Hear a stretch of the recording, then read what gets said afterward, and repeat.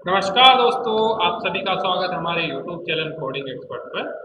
तो जैसे दोस्तों आपको पता है कि आपका जो एग्ज़ाम है वो 18 जून को होने वाला है और आप सभी की तैयारी आशा करता हूँ कि बहुत ही अच्छी चल रही होगी। तो उसी सीरीज में हम आपके लिए रोज़ नए मॉडल पेपर रिलीज कर रहे हैं और आज हम आपके लिए मॉडल पेपर रिलीज कर रहे हैं 4th नंबर का। आज हम डिस्कस करेंगे इस वीडियो के अंदर मॉडल नंबर पेपर 4। तो दोस्तों जो हम पेपर आपके रिलीज कर रहे हैं वो आप देख रहे होंगे कि जहाँ तक है इतने रेशो में ही कर रहे हैं। ऑल टॉपिक्स जो है वो सभी कवर करते हुए आपके हम जो सेकंड पेपर रिलीज कर रहे हैं, आपके जो भी रीजनिंग मैथ और आपका कंप्यूटर फंडामेंटल जो सब्जेक्ट है वो सभी के क्वेश्चन हम हर एक मॉडल पेपर में आपके लिए इंक्लूड कर रहे हैं। तो इसी के साथ मैं आपसे ये भी रिक्वेस्ट करना चाहूँगा कि जो हमारे मॉडल पेपर्स हैं वो हमारी वेबसाइट पे भी अवेलेबल है। आप हमारी वेबसाइट पे विजिट करके वहाँ से अब तक जितने भी हमने मॉडल पेपर रिलीज किए हैं उन सभी का सॉल्यूशन और पेपर की पीडीएफ वहाँ पे अवेलेबल है, वहाँ से आप डाउनलोड कर सकते हैं।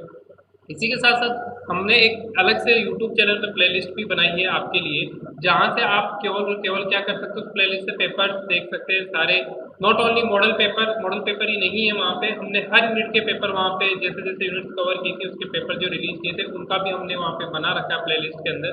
तो आप मॉडल पेपर देखना चाह रहे हैं तो वहाँ से भी, और मॉडल पेपर के अलावा और दूसरे टेस्ट पेपर से अपनी प्रैक्टिस करना चाह रहे हैं तो सभी पेपर हमारी वेबसाइट और हमारे जो यूट्यूब चैनल है उसकी प्लेलिस्ट में अवेलेबल है।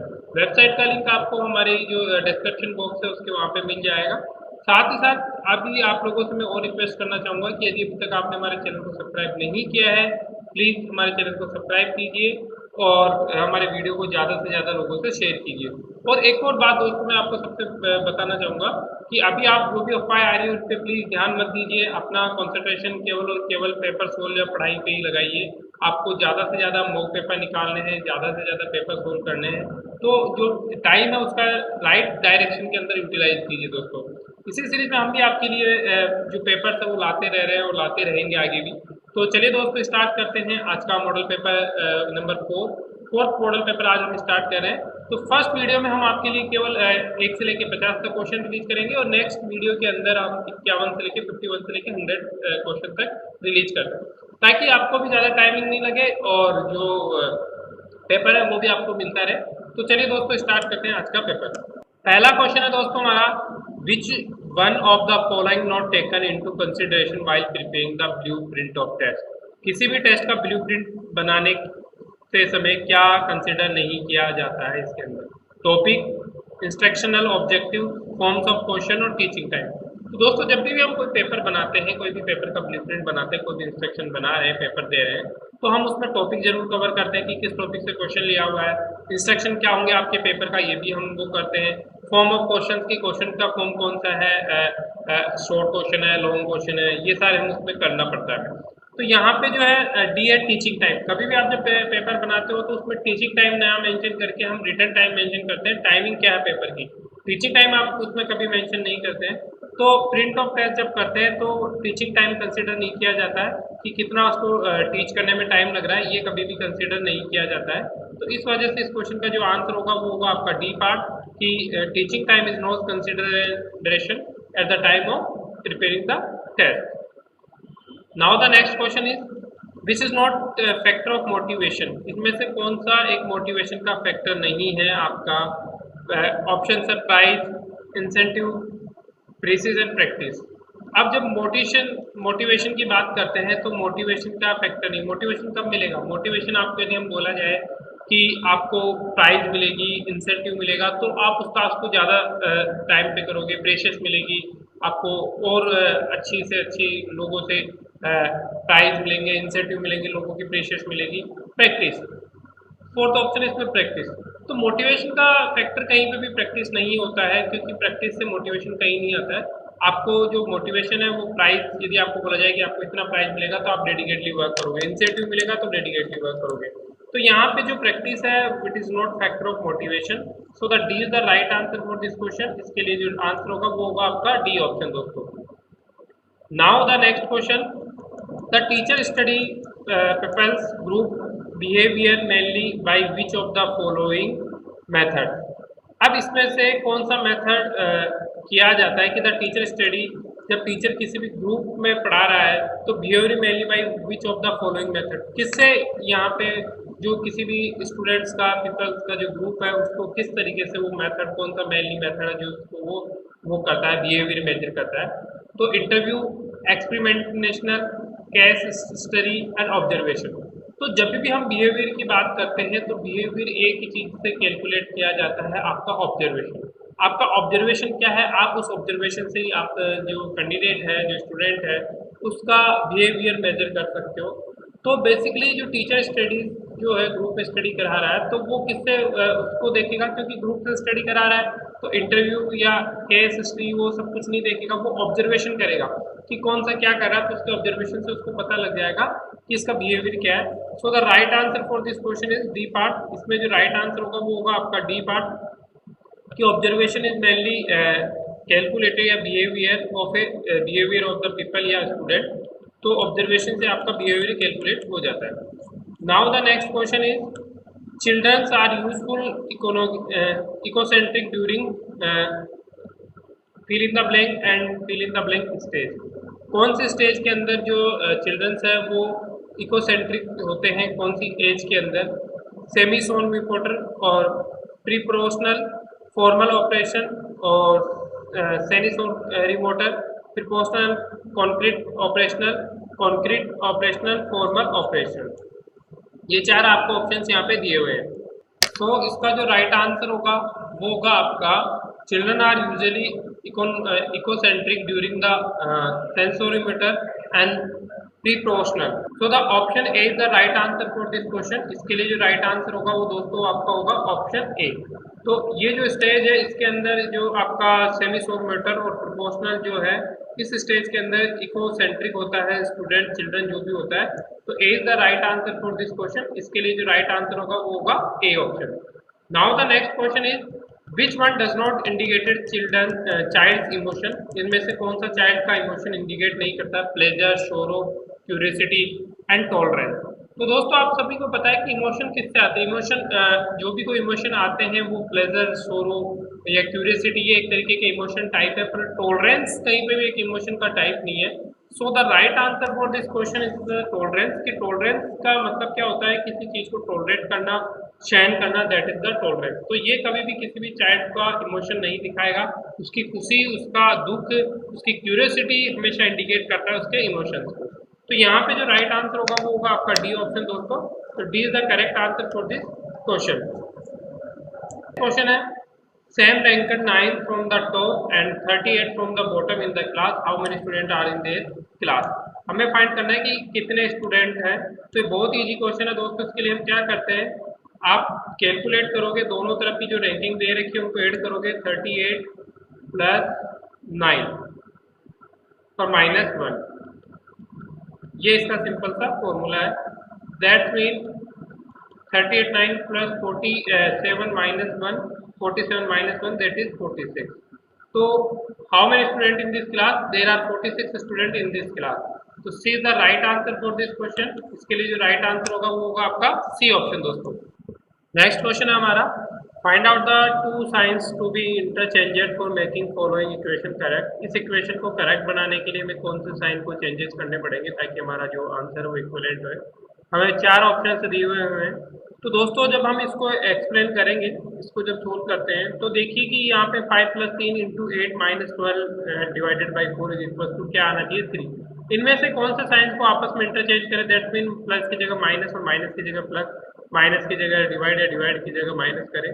तो लेट सपोज हम करते हैं, जब हम कैलकुलेशन करते हैं तो सबसे इजीएस्ट कैलकुलेशन मेरे अकॉर्डिंग इसमें जो ऑप्शन में लग रही है वो बी लगती है। तो एक बार बी को इंटरचेंज करके देखते हैं। 5 प्लस 3 और माइनस इंटू 8। अब जहाँ माइनस था वहाँ पे हम यूज करेंगे डिवाइड 12, और जहाँ डिवाइड था वहाँ लिखेंगे -4। इसको सोल्व करते हैं। इसको सोल्व करोगे तो दोस्तों यहाँ पे आएगा आपका 5 प्लस 2/3 इंटू 3 इंटू 2/3 -4। तो यहाँ पे जब आप इसको सोल्व करोगे 5 प्लस 3 से 3 क्रॉस हो गया, 5 प्लस 2 7, 7 माइनस 4 दैट इज 3। किसके इक्विवेलेंट आ रहा है? 3 के इक्विवेलेंट, और यही हमारा आ रहा है। तो that's mean B is the right answer for this question. इसके लिए जो राइट आंसर होगा वो बी ऑप्शन होगा। आप और भी इसमें अजम्प्ट करके सोल्व कर सकते हो। तो यहाँ पे जो राइट आंसर होगा इसका होगा बी ऑप्शन दोस्तों। क्या होगा? B option is the correct answer for this question. Now, the next question is some mango are yellow and some textures are mango. हमें क्वेश्चन दिया हुआ है कि कुछ मैंगो जो आम है वो येलो है और कुछ टेक्सू जो है वो मैंगो है। तो अब कंक्लूजन क्या निकाल रहा है? Some mango are green and taxes is yellow. तो देखिए दोस्तों, हम बनाते हैं सम मैंगो आर येलो। कुछ मैंगो ये क्या है? येलो है। तो ये येलो है कुछ mango.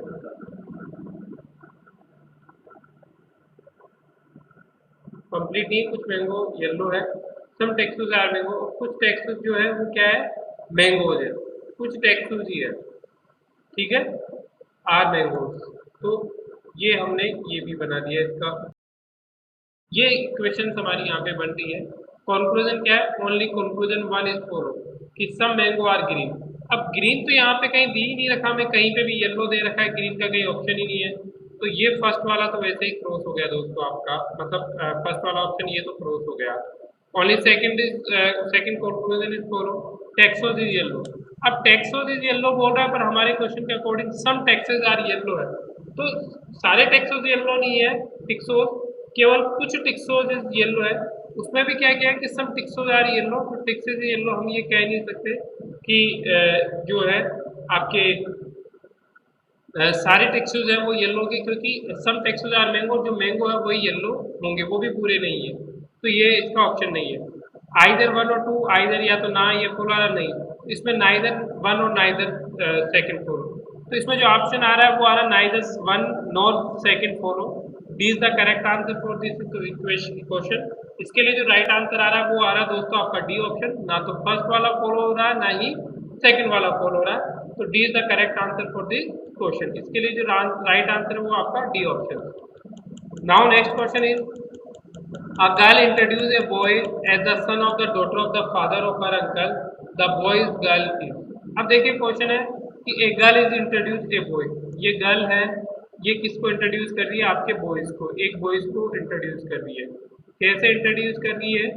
A girl is introduce a boy as, कैसे? As the son of the daughter, son of the daughter of the father of her uncle, father of her uncle, उसके फादर के her uncle का मतलब क्या होगा?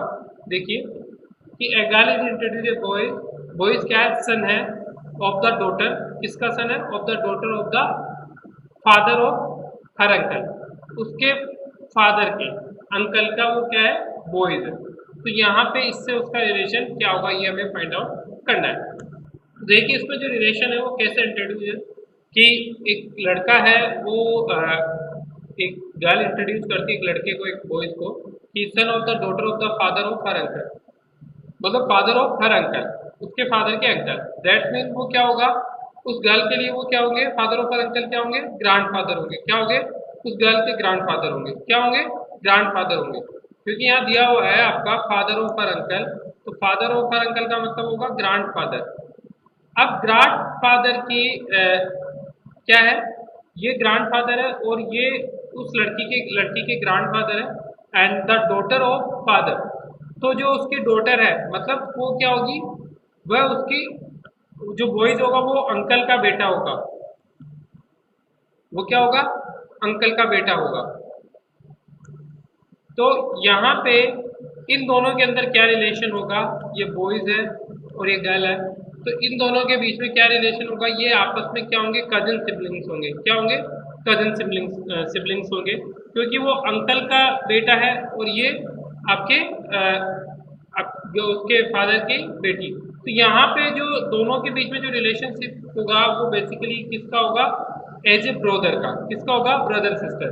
तो यहाँ पे गर्ल जो है वो उस बॉय से, ब्रदर से रिलेटेड है। A is the right answer for this question. इसके लिए जो राइट आंसर होगा वो होगा आपका ए ऑप्शन। तो correct answer is the A option. Now next question is friend is coded as home tick and how is candle is written in this code. अब जब इसके अंदर दे रखा है कि फ्रेंड को क्या लिखा जा रहा है आपका F R को लिखा जाता है, ये यहाँ पे इसको लिखा जा रहा है। इसी तरीके से कैंडल को क्या लिखा जाएगा दोस्तों, तो ये बहुत ही इजीएस्ट वे में लिखा हुआ है। कैसे लिखा हुआ है देखिए आप। अब यहाँ पे हम यदि फ्रेंड की बात करते हैं तो एफ को क्या लिखा हुआ है, आर को क्या लिखा हुआ है, आई को क्या लिखा हुआ है, इसी तरीके से ई को क्या लिखा हुआ है, एन को क्या लिखा हुआ है, डी को क्या लिखा हुआ है, हमें ये फाइंड करना है क्या रिलेशन होगा इसमें, इस तरीके से कैसा लिखा गया है ये हमें फाइंड आउट करना है पहले। तो देखिए दोस्तों क्या हो रहा है इसमें, जब हम लिख रहे हैं तो यहाँ पे आप देखेंगे कि जो इसको जो लिखा हुआ है वो इस मेथड में लिखा हुआ है, डायरेक्ट इंक्रीमेंट ऑर्डर में इसको लिखा हुआ है कि एफ के बाद में +1 किया एच आया, आर के बाद में +2 किया यू आया, आई पे +3 करेंगे एम आएगा, जी पे ई पे +4 करेंगे आप, तो ई के बाद में 4 जब आप प्लस करेंगे तो ये आपका हो जाएगा यहाँ पे आई जे हो जाएगा, एन के बाद में प्लस करेंगे 5, एन के बाद में, और डी के बाद में जब आप 6 प्लस करेंगे तो ये क्या हो जाएगा के हो जाएगा। मतलब 1 बाय 1 आप क्या कर रहे हो, ऑर्डर को इंक्रीमेंट कर रहे हो, ऑर्डर को क्या कर रहे हो आप इंक्रीमेंट कर रहे हो। तो देखिए कैसा इसका होगा, इसी तरीके से कैंडल को क्या लिखा जाएगा, तो जो यहाँ पे वर्ड लिखे हुए उनको 1 बाय 1 आप इंक्रीमेंट कीजिए, सी को आप कर दीजिए डी, एंड ए को कर दीजिए ए में 2 इंक्रीमेंट करना है तो डी करना है, तो मतलब आपका ये दो ऑप्शन तो यहीं पे क्रॉस हो गए हैं। अब आपके पास में ए के बाद में आएगा आपका सी 2 प्लस करने, तो आपका यहाँ पे होगा कैंडल को यदि मैं लिखता हूँ तो सी को मैं लिखूंगा डी, डी लिखने के बाद में यहाँ पे ए के अंदर +2 करूंगा तो यहाँ पे आएगा आपका, इस तरीके से आप ऑर्डर इंक्रीमेंट करेंगे 1 बाय 1। तो यहाँ पे आपका जो डी का आएगा वो सी का डी होगा, ए का आपका हो जाएगा सी, तो यहाँ पे जो राइट आंसर होगा दोस्तों वो होगा आपका second option D C Q H K, ये इस तरीके से राइट आंसर होगा। आप इंक्रीमेंट जब करेंगे यहाँ पे 1 बाय 1 बाय 1 बाय, तो राइट आंसर आएगा D C Q H U K. So B is the right answer for this question, इसके लिए जो राइट आंसर होगा वो होगा आपका बी ऑप्शन दोस्तों। नेक्स्ट क्वेश्चन की बात करते हैं, a screen element of MS Word that is usually located below the title bar that provide categorize option is called. तो जब हम स्क्रीन कोई भी जो है आपकी लोकेटेड होती है टाइटल बार की, उसको हम क्या बोलते हैं, उसको हम बोलते हैं मेन्यू बार दोस्तों, क्या बोलते हैं आपकी मेन्यू बार। तो A is the right answer for this question, इसके लिए जो राइट आंसर होगा वो होगा आपका ए ऑप्शन दोस्तों। नेक्स्ट क्वेश्चन है, in Microsoft PowerPoint animation schemes can be applied in the presentation, कौन सी प्रेजेंटेशन पे अप्लाइड होती है, all slide, select slide, current slide and all of the above. तो कोई भी एनिमेशन जो भी अप्लाइड हो रही है इन द प्रेजेंटेशन वो किसको होती है, सभी स्लाइड्स पे अप्लाई हो सकती है, सिलेक्ट स्लाइड पे भी अप्लाई हो सकती है, करंट स्लाइड पे भी अप्लाई हो सकती है। तो D is the right answer for this question, इसके लिए जो राइट आंसर होगा दोस्तों वो क्या होगा आपका डी ऑप्शन होगा। Now the next question is, in Microsoft PowerPoint, following features allow you to select more than one slide in slide shorter view. Slide shorter view में आपको एक से ज़्यादा स्लाइड को सिलेक्ट करना है, तो हमें क्या करना होता है दोस्तों, हमें सिंपल सा शिफ्ट के साथ उस स्लाइड्स पे क्लिक करते रहना चाहिए जिनको हमें सेलेक्ट करना है। तो यहाँ पे जो राइट आंसर आएगा वो सी ऑप्शन आएगा, shift plus click each slide, shift plus click each slide is the right answer for this question. इसके लिए जो राइट आंसर होगा वो होगा आपका सी ऑप्शन दोस्तों। Now the next question is, keys used to open help in MS Word 2010, कौन सी की इसमें यूज की जाती है MS Word 2010 में हेल्प करने के लिए। तो हमें पता है कि कई सारी फंक्शंस की होती है जो इसमें वर्क करती है, आपकी F1 F2 F3 F4, but हमें वो कीज फाइंड आउट करनी है जो हेल्प के लिए यूज की जाती है। तो दोस्तों आप सभी को पता है कि F1 जो की है वो बेसिकली किसके लिए यूज की जाती है, हेल्प के लिए यूज की जाती है। तो आप यदि F1 की प्रेस करेंगे तो वो हेल्प के लिए यूज होगी। So the right answer for this question is equals to 3. Option C is the right answer. F1 is used to help the MS Word 2010. How many rows in single worksheet? एक single worksheet जो Excel के अंदर होती है उसमें कितनी रोज होती है क्वेश्चन है। तो दोस्तों इस क्वेश्चन में थोड़ा सा ये चेंजेस है कि ये जो क्वेश्चन दिया हुआ है वो आपका बेसिकली माइक्रोसॉफ्ट विंडोज 7 के अकॉर्डिंग दिया हुआ है, और उसके अंदर जो आपकी जो सिंगल सीट के अंदर जो रोज होती है वो 65,536 होती है। So the right answer for this question is equal to 65,536। C is the correct answer for this question. C is the right answer for this question. 6553 is the right answer for this question. और जो अब आ गई है 2010 में, उसमें आपकी जो number of रोज होती है वो 1 लाख से अबव होती है। तो इसके अंदर जो आंसर आएगा वो 65,536 आएगा दोस्तों।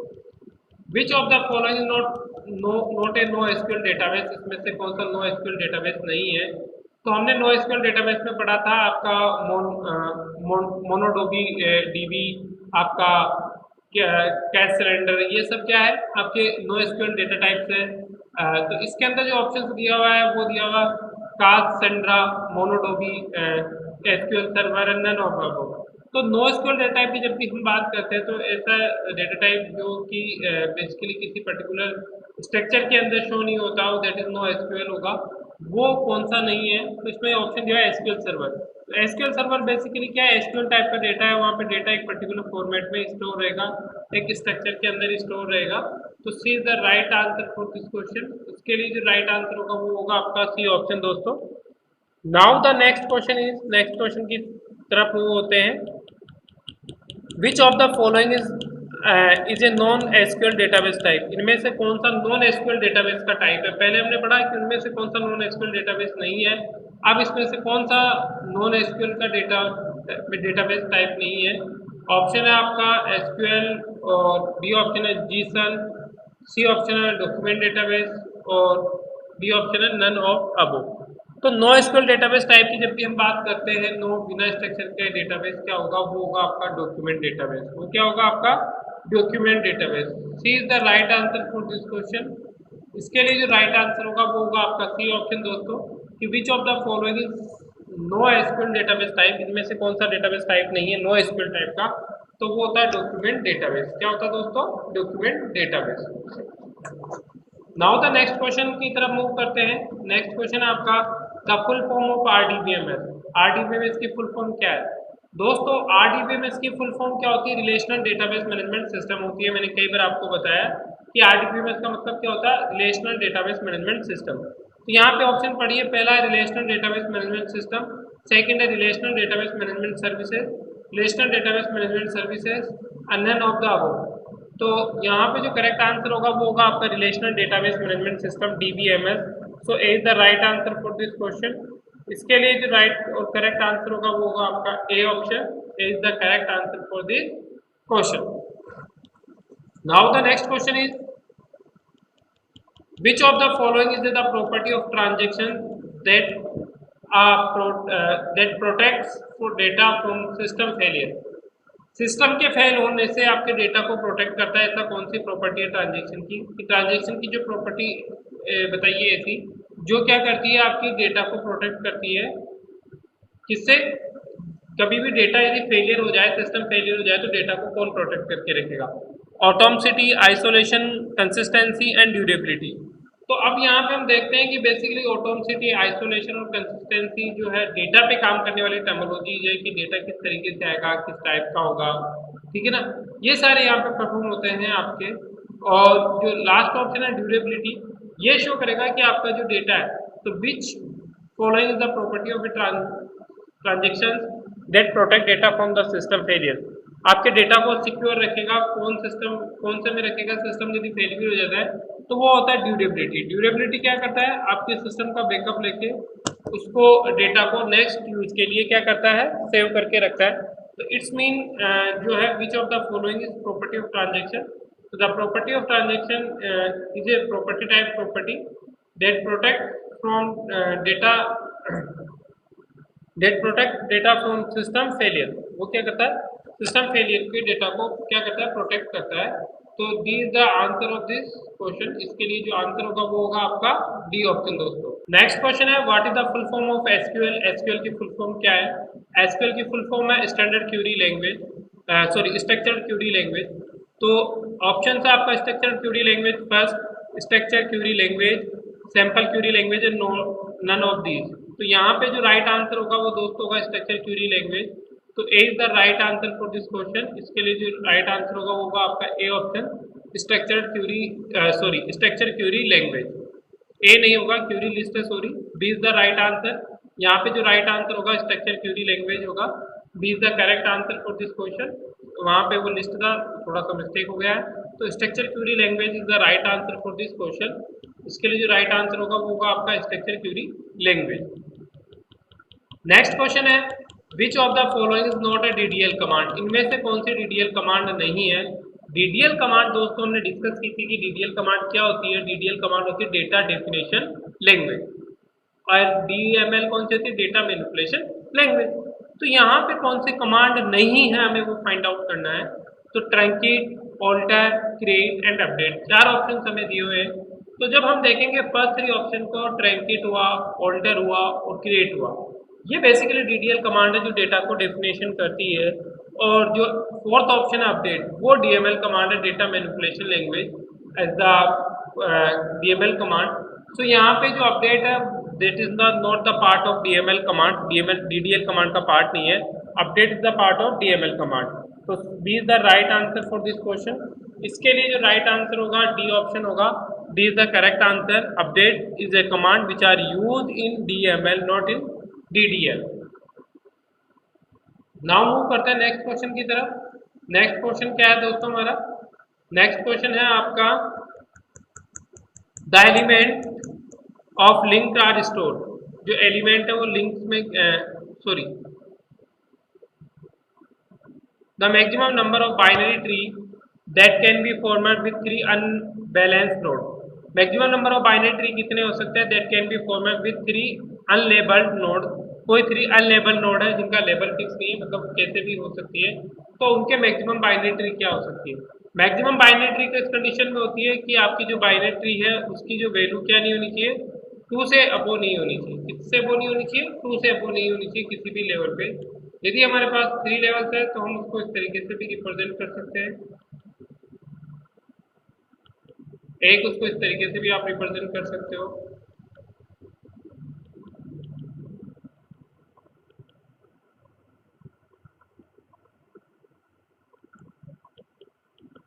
ये भी एक बाइनरी ट्री का होगा। इस तरीके से हम डिफरेंट वे में 3 अनलेबल्ड नोड को रिप्रेजेंट कर सकते हैं। तो कितने वे में हम रिप्रेजेंट कर सकते हैं, मैक्सिमम नंबर होता है वो होता है हमारा इसके अंदर 5। कितने होगा, 5।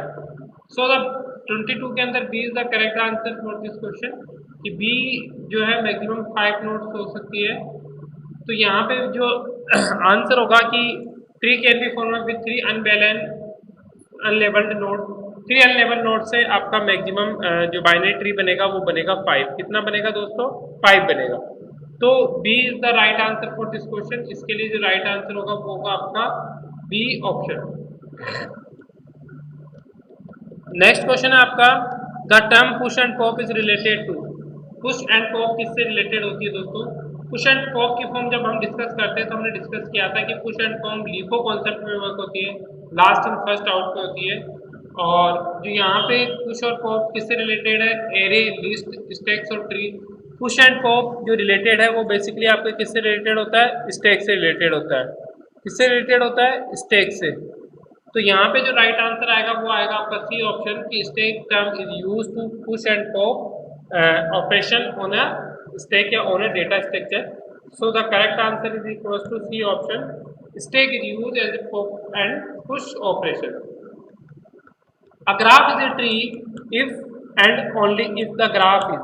एक ग्राफ क्या हो सकता है, ट्री हो सकता है। एक ग्राफ क्या हो सकता है, ट्री हो सकता है, इफ एंड ओनली इफ।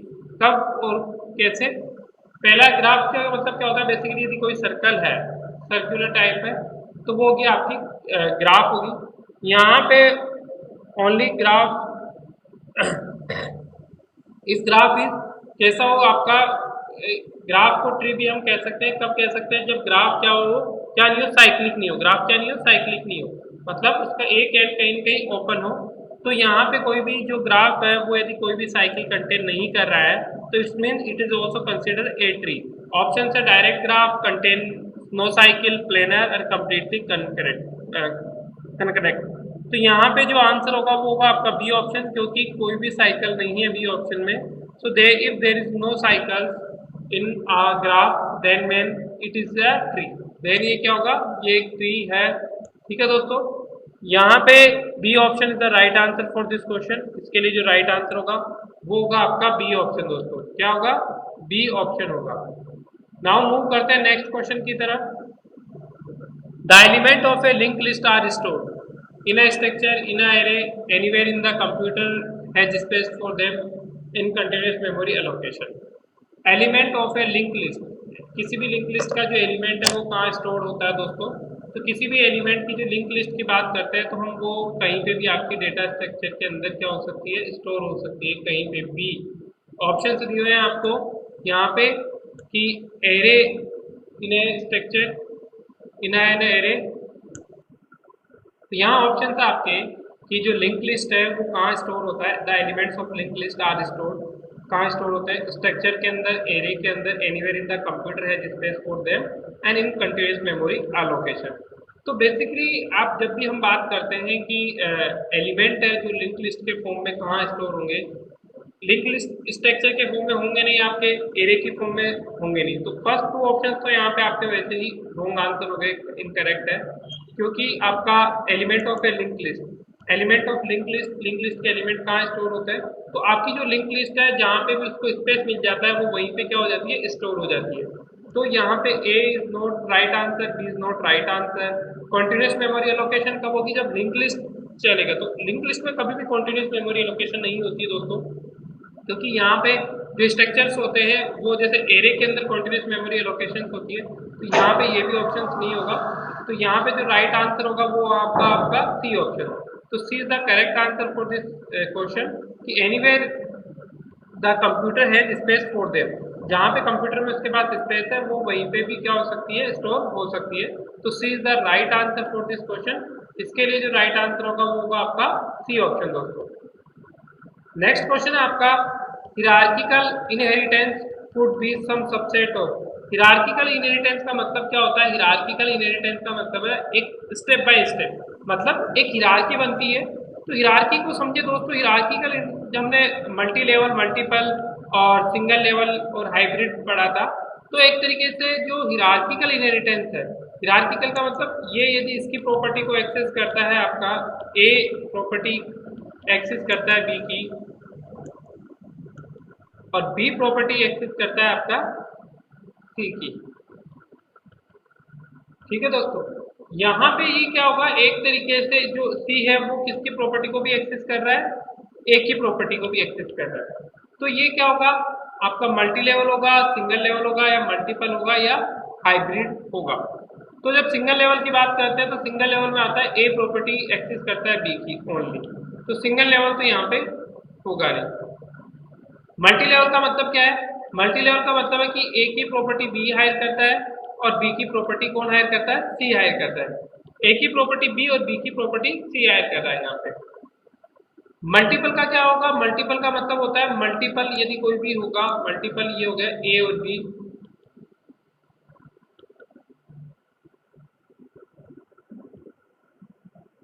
और ये हो गया सी। मल्टीपल ये ए की भी प्रॉपर्टी हायर कर रहा है, इनहेरिट कर रहा है, ये बी की भी प्रॉपर्टी इनहेरिट कर रहा है, तो ये हो गया मल्टीपल।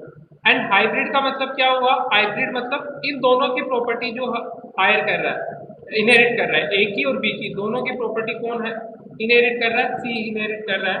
दैट मीन कि यदि आपकी जो ए की प्रॉपर्टी है वो बी हायर कर रहा है और बी की प्रॉपर्टी आपका सी हायर कर रहा है, सी इनहेरिट कर रहा है, तो ये कौन सा होगा? हिरार्किकल इनहेरिटेंस होता है इस तरीके से। तो इसको हम बोलते हैं हाइब्रिड इनहेरिटेंस। क्या बोलते हैं? हाइब्रिड इनहेरिटेंस बोलते हैं कि यहाँ से ए की बी और बी की सी और यहाँ पे भी कोई हो आपका डी। तो बेसिकली जो सी है वो बेसिकली बी ए की प्रॉपर्टी हायर कर रहा है किसके थ्रू? बी और बी के थ्रू।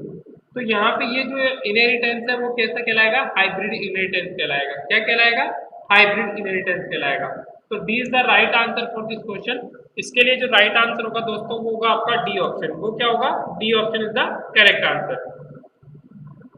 नेक्स्ट है, which of the following correctly describe in C plus plus language. इनमें से कौन सा करेक्टली डिस्क्राइब करता है सी प्लस प्लस लैंग्वेज को? Statical type language, dynamic type language, both statical and dynamic type language, and typeless language. तो C plus plus की बात करते हैं। सी प्लस प्लस आपकी ऑब्जेक्ट ओरिएंटेड लैंग्वेज है जो बॉटम अप्रोच पे काम करती है। तो बेसिकली यहाँ पे जो है सी वो टाइपलेस लैंग्वेज है। कौन सी है? टाइपलेस लैंग्वेज है।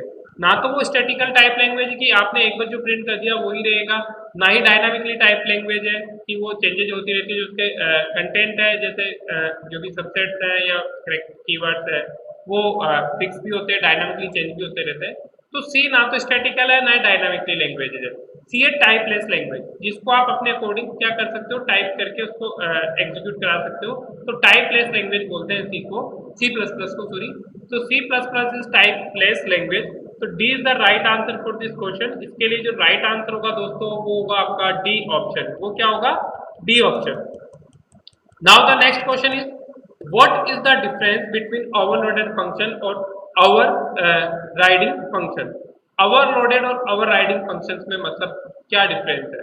ओवरलोडेड फंक्शंस का होता है, जैसे फंक्शन ओवरलोडिंग हमने डिस्कस की। फंक्शन ओवरलोडिंग में क्या होता है कि सेम नाम का फंक्शन यदि डिफरेंट डिफरेंट टास्क को परफॉर्म कर रहा है आपका, तो that is not function overloading. वो क्या कहलाता है? फंक्शन ओवरलोडिंग कहलाता है। फंक्शन ओवरराइडिंग का मतलब है कि ओवरराइड करना फंक्शंस को, दैट्स मीन कि उसको सेम फंक्शन को आप डिफरेंट तरीके से टास्क को एग्जीक्यूट कराना, वो नहीं करवा के, तो वो ओवरराइडिंग कहलाता है।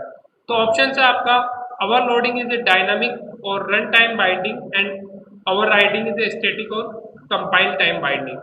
तो यहाँ पे ना तो बेसिकली आप देख रहे हैं कि जो ओवरलोडिंग है वो क्या दे रखा है, डायनामिकली और run time binding. Run time binding नहीं होती है ओवरलोडिंग के अंदर। ओवरलोडिंग के अंदर आप कर सकते हो एक ही फंक्शन को डिफरेंट डिफरेंट नाम देके अलग अलग टाइप के एग्जीक्यूट कर सकते हो।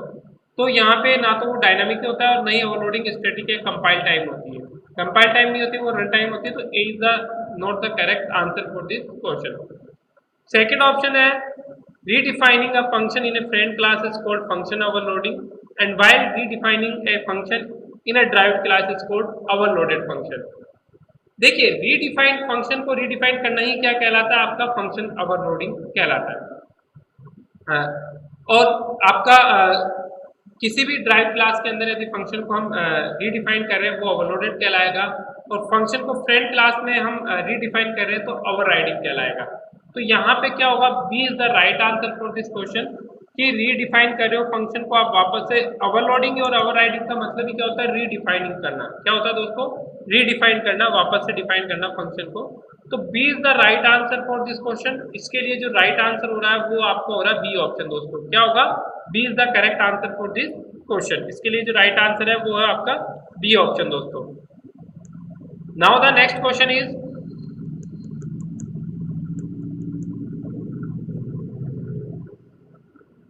What will be the output of the following arithmetic expression. इस अर्थमेटिक एक्सप्रेशन का आउटपुट क्या होगा? तो देखिए, सोल्व करते हैं इस अर्थमेटिक एक्सप्रेशन को। इसने दिया 5 + 3 × 2 मॉड्यूल 10 - 8 × 6। तो इस अर्थमेटिक जो एक्सप्रेशन है इसको हमें सोल्व करना है। तो let start solve this problem. कैसे स्टार्ट करते हैं देखिए दोस्तों। पहला हमें दे रखा है 5 + 3 × 2 मॉड्यूल 10 - 8 × 6। तो हाईएस्ट प्रायोरिटी की जब भी हम बात करते हैं तो आपका जो मॉड्यूल है, मल्टीप्लिकेशन है, डिवीजन है, उसकी हाईएस्ट प्रायोरिटी होती है। तो लेट सपोज हम सबसे पहले 2 मॉड्यूल 10 निकालते हैं। मॉड्यूल का मतलब क्या होता है दोस्तों? रिमाइंडर। मॉड्यूल का मतलब क्या होता है? रिमाइंडर। तो 2 मॉड्यूल आप 10 निकालोगे, तो 2 मॉड्यूल जब 10 निकालेंगे हम, तो यहाँ पे क्योंकि 2 डिविजिबल नहीं होता है आपका 10 से, तो यहाँ पे जो रिमाइंडर बचेगा वो कितना बचेगा? सेस्पल कितना बचेगा दोस्तों? ओनली 2 सेस्पल बचेगा। क्यों? क्योंकि यहाँ पे ये डिवाइड नहीं हो रहा है। तो यहाँ पे क्या आंसर आएगा इसका? 2 आएगा। तो यहाँ पे मतलब हम इस एक्सप्रेशन को क्या लिख सकते हैं? 5 + 3 × 2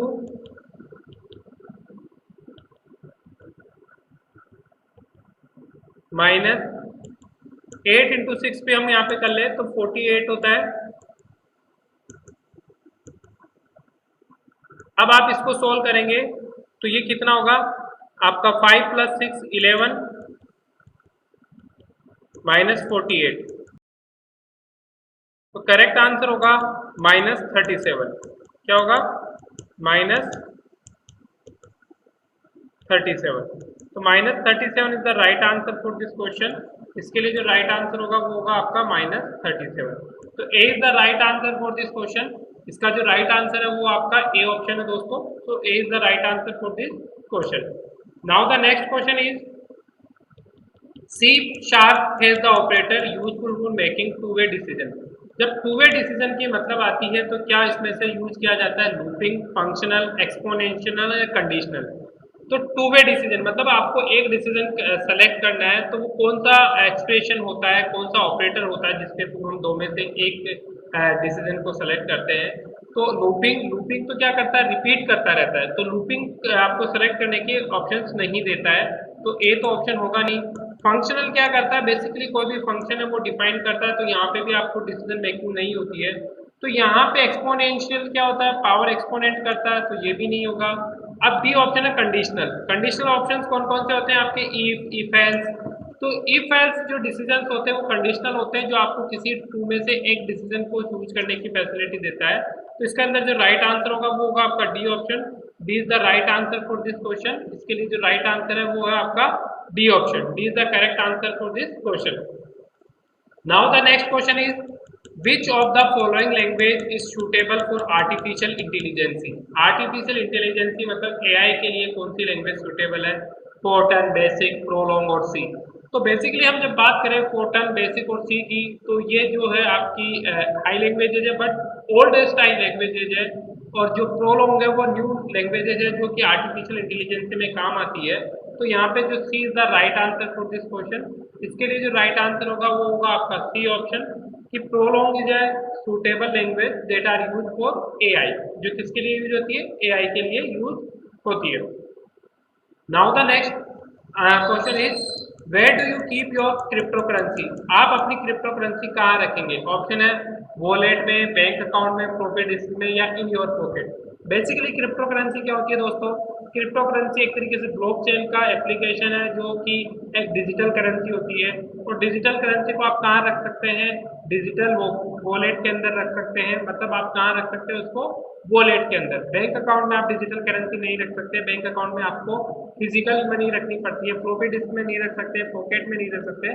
तो यहाँ पे डिजिटल वॉलेट आएगा तो मतलब वॉलेट में आप रख सकते हैं। जैसे आपकी जो वॉलेट होते हैं उनको जहाँ रखे जा रहे हैं आपके अकाउंट में, उनको वॉलेट बोला जाता है। तो A is the right answer for this question. इसके लिए जो राइट आंसर होगा वो होगा आपका ए ऑप्शन दोस्तों। Now the next question is what does overloading not occur. Sorry, when does overloading not occur. Overloading कब नहीं होता है, ओवरलोडिंग का मतलब क्या होता है, आपका एक ही फंक्शन ओवरलोडेड मतलब डिफरेंट डिफरेंट, यदि आपका एक ही फंक्शन को हम डिफरेंट डिफरेंट नाम दे दें, डिफरेंट डिफरेंट टास्क असाइन करते हैं, दैट इज नॉट ओवरलोडिंग। तो यहाँ पे क्या क्या है overloading, when more than a single method have the same name या different types of number of parenthesis and different method signature. तो फर्स्ट ऑप्शन तो आपका क्लियरली डिफाइन कर रहा है कि ये तो क्या है, सिंगल मेथड होगा, सेम नेम होगा और डिफरेंट टाइप्स ऑफ पैरामीटर्स होंगे तो वो ओवरलोडेड हो जाएगा। यदि सेम नेम का सेम पैरामीटर्स आ रहे हैं तो वो ओवरलोडेड हो जाएगा। तो यहाँ पे तो ओवरलोडेड होगा, तो ए तो करेक्ट आंसर नहीं होगा आपका। बी है when more than a single method have the same name the same signature but have different number of signature. तो बी भी नहीं होगा क्योंकि more than a single method that have the same name. तो B भी इसका correct answer नहीं होगा। Now the C option when more than a single method have the same signature, same name and the same numbers of parameters of different type। तो सी भी इसमें answer नहीं होगा क्योंकि आपका सिंगल मेथड है, सेम नेम है। तो D is the not right answer. तो ए बी सी आपके राइट आंसर नहीं होगा। अब देखिए सी डी ऑप्शन है when more than a single method have the same name, same number of types of parameter and yet different signature। तो इसके अंदर जो आपका जो लास्ट ऑप्शन आ रहा है कि डिफरेंट सिग्नेचर, यहाँ पे यदि नाम सेम होगा, पैरामीटर सेम होगा तो भी वो ओवरलोडेड हो जाएगा, बट यहाँ पे सिग्नेचर डिफरेंट आ रहा है तो उस केस में ओवरलोडिंग अकर नहीं होगी। तो D is the right answer for this question. इसके लिए जो राइट आंसर होगा वो होगा आपका D option. D is the correct answer for this question. इसके लिए जो करेक्ट आंसर है वो होगा आपका डी ऑप्शन दोस्तों। नाउ मूव करते हैं नेक्स्ट क्वेश्चन की तरफ। विच of the following is the correct extension of Python file. इनमें से कौन सा करेक्ट एक्सटेंशन है आपका पाइथन फाइल का। Dot Python dot P L dot P Y dot P. तो पाइथन फाइल की जब भी हम बात करते हैं तो डॉट पी वाई उसका करेक्ट एक्सटेंशन होता है आपका। तो C is the right answer for this question. इसके लिए जो राइट आंसर होगा वो होगा आपका C option. Dot P Y is the extension of Python file. Now the next question is we use cloud computing everywhere every day when we use Facebook, Gmail, Netflix, all of the above। Cloud computing का मतलब है कि जो data है वो आपकी device पे store नहीं होगा, वो किसी थर्ड पार्टी सर्वर पे स्टोर होगा। तो क्या फेसबुक, जीमेल और नेटफ्लिक्स का डेटा आपके स्टोर होता है? नहीं होता है, ये थर्ड पार्टी सर्वर पे स्टोर होता है। तो इसका जो राइट आंसर होगा वो होगा आपका D option. D is the correct answer for this question. इसके लिए क्या होगा? डी करेक्ट आंसर होगा। Now the next question is how many nodes in a tree have no accelerator. So question है how many nodes in a tree have no ancestors. Ancestors का मतलब क्या होता है कि जिसके पेरेंट नहीं हो। ऐसी नोड जिसका कोई पेरेंट नहीं हो, कितनी नोड्स हो सकती है किसी भी ट्री के अंदर? तो पेरेंट नहीं हो तो इसका मतलब क्या होगा? उसकी जो रूट नोड होती है वो ही आपकी एक नोड ही होती है जिसके कोई पेरेंट नहीं होगा। तो रूट नोड ही होगी, मतलब एक नोड ही होगी। तो यहाँ पे क्या होगा, इसको डायग्राम से भी हम समझ सकते हैं कि लेट सपोज ये कोई नोड है, ये कोई एक नोड है। अब इसका कोई भी अनसेस्टर्स नहीं है, मतलब इसका कोई भी चाइल्ड नहीं है। तो ऐसी कितनी नोड्स हो सकती है? यदि यहाँ पे हम इसको एक नोड और कर देते हैं तो ए बी जो नोड है वो एक ही हो जाती है, that mean it is the ancestor. But यदि एक नोड होती है तो वो किसी भी ट्री की नहीं हो सकती है, नो इंस्टेंसर्स होगा। तो इसमें जो राइट आंसर होगा वो होगा B option. B is the correct answer for this question. इसके लिए जो राइट आंसर है वो आपका बी ऑप्शन दोस्तों। कि किसी भी ट्री के जब कब होगी, जब यदि कोई भी ट्री के अंदर एक ही नोड है तो उसका कोई भी चाइल्ड नहीं होगा। So the minimum node is one child. Now the next question is the largest element of array index is called. जो लार्जेस्ट एलिमेंट है किसी भी एरे का उसको हम क्या कहते हैं इंडेक्स का? वो होती है अपर बाउंड। क्या होती है दोस्तों? Upper bound. So the C is the right answer for this question कि किसी भी एरे का जो अपर बाउंड है वो आपका लार्जेस्ट इंडेक्स होता है किसी भी एरे का। Now the next question is the extra key insert at the end of the array is called. Extra key यदि किसी भी एरे के एंड में इंसर्ट की जाती है तो उसको हम क्या बोलते हैं? ऑप्शन है एंड की, स्टॉप की, सेंटिनल और ट्रांसपोजिशन। तो बेसिकली एंड की और स्टॉप की यहाँ पे नहीं है, क्योंकि आपको एक्स्ट्रा की ऐड कर रही है, आप एक्स्ट्रा की ऐड कर रहे हो तो ये कहलाएगा सेंटिनल। क्या कहलाएगा दोस्तों? सेंटिनल। तो C is the right answer for this question. इसके लिए जो राइट आंसर होगा वो होगा आपका C option. C is the correct answer for this question. इसके लिए जो राइट आंसर है वो होगा C option. Now the next question is time complexity of three algorithm are given. Time complexity of तीन एल्गोरिथम की दी हुई है। Which should execute the slowest for large value of N. जो सबसे स्लोलिस्ट वर्क करेगी इसमें से एक लार्ज वैल्यू ऑफ एन के लिए, एन की लार्ज वैल्यू के लिए। तो ऑप्शन है on rotation N by two, omega N, omega log N, none of the. तो यहाँ पे हम यदि वैल्यू लार्ज है, बहुत लंबी है, तो सबसे स्लोलिस्ट वर्क कौन सी करेगी? तो वह होती है रोस्ट केस की। तो किसी भी जो हम बात करते हैं तो किसी भी एल्गोरिथम की जो रोस्ट केस होता है, मतलब कौन सा होगा इसके अंदर से? तो यदि लार्ज वैल्यू है तो उसको कंपैरिजन या उसमें एक्यूलेट करने में बहुत टाइम लगेगा। तो यहाँ पे जो ओ एन है वो स्लोलेस्ट होगी यदि कोई भी लार्ज वैल्यू है। तो जो करेक्ट आंसर होगा वो यहाँ पे होगा बी ऑप्शन, कि किसी भी लार्ज वैल्यू को परफॉर्म करेगी स्लोलिस्ट, उसकी वो कॉम्प्लेक्सिटी होगी आपकी किसी भी एल्गोरिथम की, वो होगी ओ एन। तो B is the right answer for this question. इसके लिए जो राइट आंसर है दोस्तों वो होगा आपका B option. B is the correct answer for this question. Now the next question is representation of data structure in memory is known as. Data structure में memory का रिप्रेजेंटेशन क्या कहलाता है दोस्तों? ऑप्शन है recursive, abstract data type, storage structure, file structure. तो data structure का representation हमने देखा था बेसिकली क्या कहलाता है आपका एब्स्ट्रैक्ट डेटा टाइप, क्योंकि रिकर्सिव का मतलब होता है वापस से खुद को कॉल करना। स्टोरेज स्ट्रक्चर की किस तरीके से आपका जो फाइल्स है वो स्ट्रक्चर स्टोर हो रही है। फाइल स्ट्रक्चर बेसिकली आपका दिखाएगा फाइल का स्ट्रक्चर की फाइल ऑर्गेनाइजेशन कैसा हो रहा है। तो एब्स्ट्रैक्ट डेटा टाइप आपका डेटा स्ट्रक्चर के स्ट्रक्चर को दिखाता है। तो B is the right answer for this question. इसके लिए जो राइट आंसर होगा वो होगा आपका B option. B is the correct answer for this question. Now the next question is the number of leaf node in a complete binary tree of depth D is. किसी भी जो binary tree है उसके अंदर leaf nodes की number of leaf nodes क्या होंगे यदि उसकी डेप्थ है वो क्या हो? डी हो। यदि उसकी डेप्थ क्या हो? डी हो। तो यहाँ पे जो करेक्ट आंसर होगा कि किसी भी बाइनरी ट्री के अंदर जो लीफ नोड्स होती है वो होती है उसकी डेप्थ की 2 times.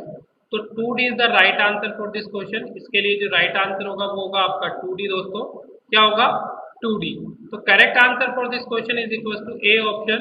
A is the correct answer for this. 2D is the number of nodes in a number of leaf nodes in a binary complete binary tree. In a complete binary tree. Now the next question is in a circular link list. Circular link list क्या होती है? Circular link list होती है जहाँ पे and और जो last और एंड आपस में कनेक्टेड हो, मतलब वहाँ पे कोई भी बिगिनिंग और कोई भी एंड नहीं होती है, वही सर्कुलर लिस्ट होती है. तो ऑप्शंस क्या है? A component are link together in some sequential manner. Sequential manner में तो है बट सर्कुलर नहीं है, ये तो क्या हुआ? सिंपल डेफिनेशन हुई आपकी लिंक लिस्ट की. तो ये भी ऑप्शन ही है. There is no beginning and no end. Yes, circular में कोई बिगिनिंग और कोई एंड नहीं होता है, सर्कुलर की तरह ही वर्क करती है. दैट्स मीन ये इस तरीके से ही वर्क करती है, तो यहाँ बिगिनिंग और एंड कोई नहीं होता है. So the B is the right answer for this question. इसके लिए जो राइट आंसर है वो आपका बी ऑप्शन है दोस्तों. क्या है? B option. Now the next question is the smallest element of an array index is called its lower bound. किसी भी जो इंडेक्स का जो हाईएस्ट एलिमेंट है वो अपर बाउंड कहलाता है और जो लोएस्ट एलिमेंट है इंडेक्स का वो लोअर बाउंड कहलाता है. तो A is the right answer for this question. इसके लिए जो राइट आंसर है वो आपका ए ऑप्शन दोस्तों. क्या है? A option. नेक्स्ट क्वेश्चन है a balance factor in AVL tree. AVL tree के अंदर बैलेंस फैक्टर क्या दिखाता है? Use to check. क्या चीज चेक करने में यूज किया जाता है? Rotation of to make if child nodes are the same level when the last rotation occur and if the tree is unbalance. तो एविल ट्री के अंदर हम बेसिकली यूज करते हैं जब भी कोई ट्री अनबैलेंस होगा उसको चेक करने के लिए हम एविल ट्री का यूज करते हैं. तो D is the right answer for this question. इसके लिए जो राइट आंसर होगा वो दोस्तों वो होगा आपका D option. D is the correct answer for this question.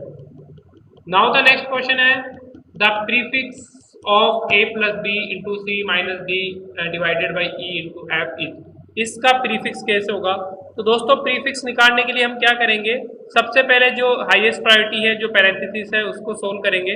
तो मतलब यदि मैं इसका प्रीफिक्स निकालूं तो ये होगा a प्लस प्लस का पहले आएगा then a b then into minus C D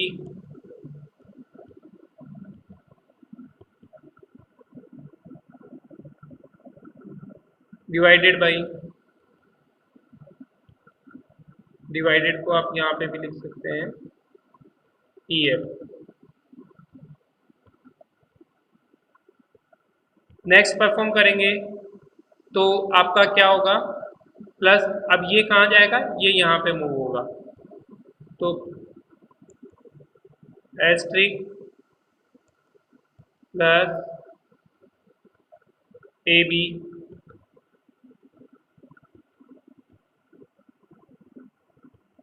minus C D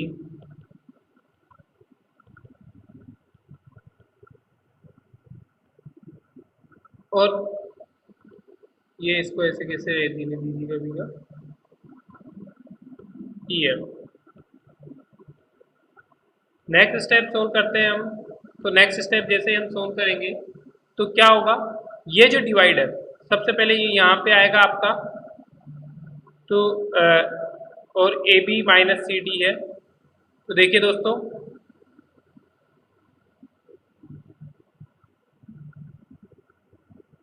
आप इसको इस तरीके से भी कर सकते हैं एस्ट्रिक ए प्लस बी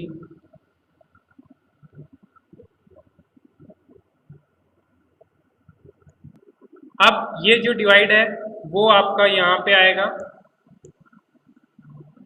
तो डिवाइड को इधर लाएंगे.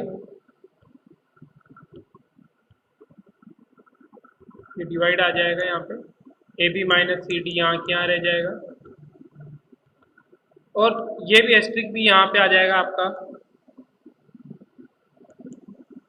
तो ये हो जाएगा सी डी और ई एफ.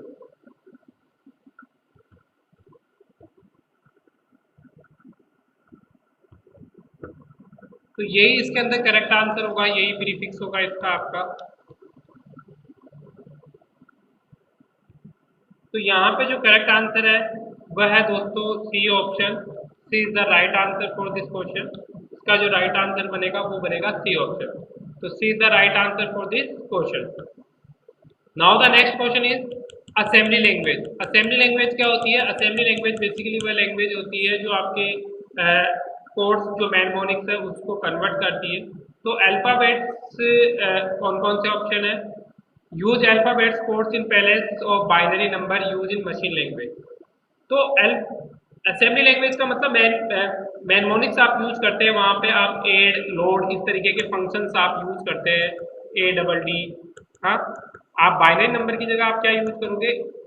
ये अल्फ़ाबेट्स यूज करोगे कोई भी इंस्ट्रक्शन देने के लिए, रीड करने के लिए असेंबली लैंग्वेज के अंदर। तो use alphabetic codes in palace of binary number use in machine language.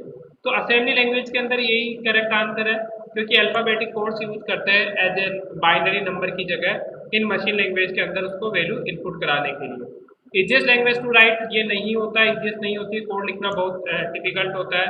Need to be translated to machine language, none of these.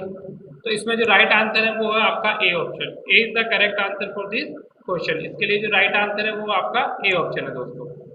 Now the next question is, in computer subtraction is generally carried out by. Binary system में subtraction कैसे carried out होता है? तो binary system में जब भी subtraction हम निकालना चाहते हैं तो वो टूज कॉम्प्लीमेंट होता है किसी भी नंबर का। किसी भी नंबर का टूज कॉम्प्लीमेंट क्या होता है? उसका सबट्रैक्शन होता है। तो यहाँ पे जो आंसर होगा वो होगा आपका D option. D is the correct answer for this question. इसके लिए जो राइट आंसर है वो आपका डी ऑप्शन दोस्तों।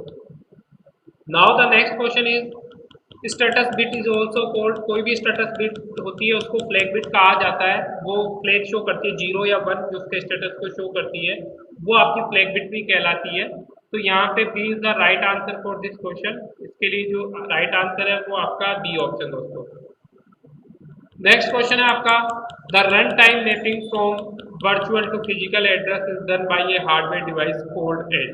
The run time mapping from virtual to physical address done by hardware device called as का, उसको हम क्या कहते हैं कि जो मैपिंग हो रही है किस किस के बीच में वर्चुअल टू फिजिकल एड्रेस के अंदर, वो क्या कहलाएगा? वो आपका कहलाता है मेमोरी मैनेजमेंट यूनिट। क्या कहलाता है? Memory management unit. क्योंकि मेमोरी के थ्रू, मैनेजमेंट के थ्रू ही आपका फिजिकल एड्रेस और वर्चुअल मेमोरी के अंदर एक तरीके से मैपिंग हो रही है। तो D is the right answer for this question. इसके लिए जो राइट आंसर होगा वो होगा आपका डी ऑप्शन। वो क्या होगा? D option. D is the correct answer for this question. Now the next question is, the minimum amount of time that data must be present after the clock trigger arrive is known as. तो minimum amount time को क्या बोलते हैं? कब? जब data present हो after the clock trigger, वो कहलाता है आपका होल्ड टाइम। क्या कहलाता है दोस्तों? Hold time. तो C is the right answer for this question. इसके लिए जो राइट आंसर होगा वो होगा आपका C option. The minimum amount time that must be present after the clock trigger is known the hold time for a process, that is known the hold time. तो देखिए दोस्तों, आज के वीडियो में हमने डिस्कस किए हैं आपके 1 से लेके 50 क्वेश्चन तक। नेक्स्ट वीडियो में हम डिस्कस करेंगे आपके 51 से लेके 100 क्वेश्चन तक। इसी के साथ साथ मैं आपसे एक और बात आपसे शेयर करना चाहता हूँ कि जो हमारा चैनल है वो आपके लिए कंप्यूटर से रिलेटेड और अदर जो एग्जाम्स है उनके भी हम आपके लिए वीडियो रिलीज करते रहेंगे। तो after the exam of computer instructor हमारा जो चैनल है वो कंटिन्यू रहेगा। आप अदर एग्जाम्स के वीडियोस, क्वेश्चन बैंक, पीओ, इन सब के वीडियोस भी आप हमारे चैनल पे विजिट करके देख सकते हैं। हमारे और भी कई सारे वीडियोस एजुकेशन रिलेटेड, आपके बीटेक कोर्स के रिलेटेड, आपके bank PO related exam, computer से रिलेटेड आते रहेंगे दोस्तों। तो आज के लिए इतना ही है दोस्तों, धन्यवाद।